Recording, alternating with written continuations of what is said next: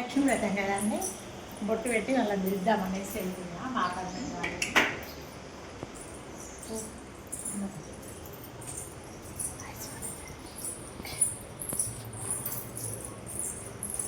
మధ్యాహ్నం కదా పడుకున్నారు.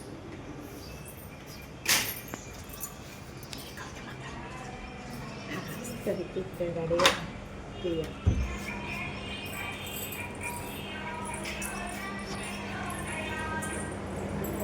రేపు పసుపు బొట్టుకి రాండి వరలక్ష్మి వ్రతానికి మధ్యాహ్నం తప్పకుండా రండి. అమ్మాయి లేదన్నా లేగా ఇలా కాలం పెట్టి పని చేస్తాడా స్టాప్ చేయాలి.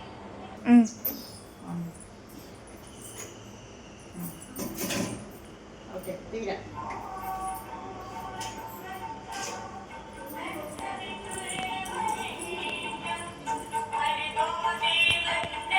రేపు పసుపు బొట్టుకి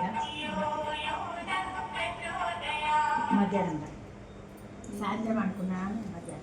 సాయంత్రము రాఖీలు అనుకున్నాను. రాఖీలు మా ఆడబిడ్డ వాళ్ళందరూ వస్తారు. రేపే మా మధ్య వాళ్ళు రేపు వస్తారు. రేపు ఓకే